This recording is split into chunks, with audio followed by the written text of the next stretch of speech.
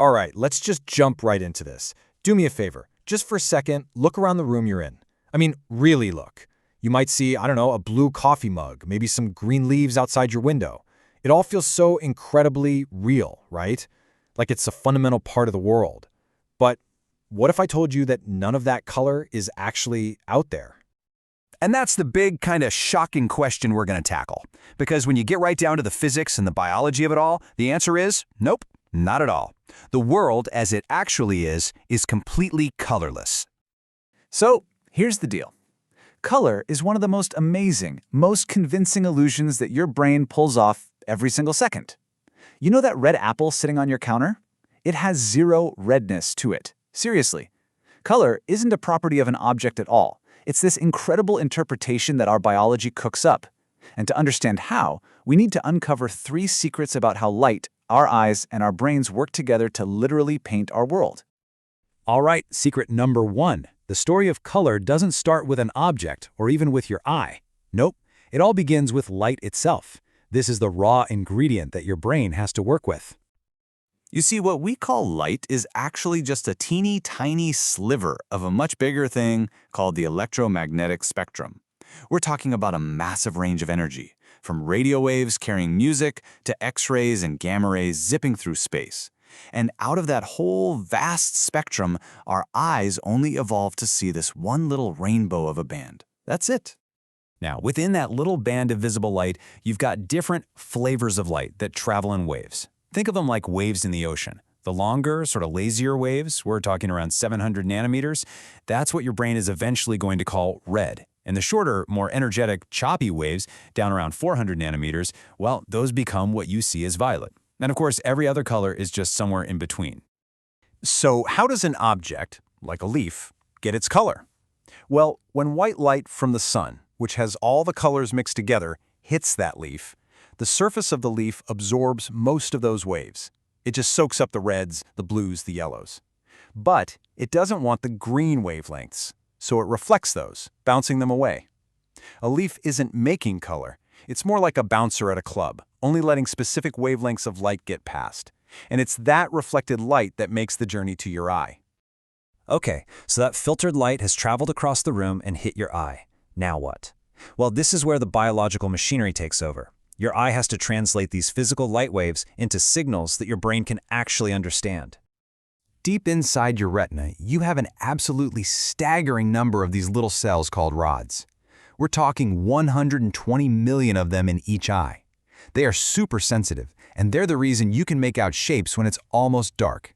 But here's the crazy part. They see the world entirely in black and white. They detect zero color. None. For the main show, for the color, you rely on these guys, the cones. And you have way fewer of them, only about 6 million per eye. But these little guys are the absolute key to your entire experience of color. So you've got this amazing division of labor, right? The rods are there to handle the how bright is it question, especially when the lights are low. But the cones, they're the ones asking, okay, but what color is it? The catch is, they need a lot more light to do their job, which is exactly why you can't really see colors in a moonlit room. And this is where it gets really cool. You don't have just one type of cone, you have 3, and each one is tuned to a different range of light waves. You've got S cones that get excited by short waves, what we call blue light, M cones for medium or green light, and L cones for long or red light. So when light from that green leaf hits your eye, it mostly triggers your M cones, which then send a message to your brain that says, hey, we're getting a lot of medium wavelength light over here. And that brings us to the final, and honestly the most mysterious part of the whole puzzle. The light has been filtered by the object, it's been detected by the cones in your eye, but you still don't see color. Not yet. All your eye has done is create a bunch of electrical signals. Now it's up to your brain to actually perform the magic. So those signals from your cones, basically just raw data saying how much red, green, and blue light they're seeing, they zip down your optic nerve. They arrive at the back of your brain in a place called the visual cortex, which acts like this ridiculously powerful graphics processor. It takes these 3 simple inputs and, in a flash, performs this incredibly complex calculation to create your final perception of green. And if you want the ultimate proof that color is a calculation, not a reality, just think about the dress. Remember that? The photo that basically broke the internet. The reason nobody could agree if it was blue and black or white and gold is because different brains were making different unconscious assumptions about the lighting in the room. Your brain was literally guessing the context to figure out the color. It's the perfect example showing that what you see isn't real, it's just your brain's best guess. So let's put it all together. From a simple wave of light, to a complex chemical reaction in your eye, to a lightning-fast calculation in your brain, our perception of color is built, piece by piece, from the ground up. And this is the main thing to walk away with. Color is not some fixed, fundamental property of the universe. It's a dynamic, intricate story that your brain tells you about the world.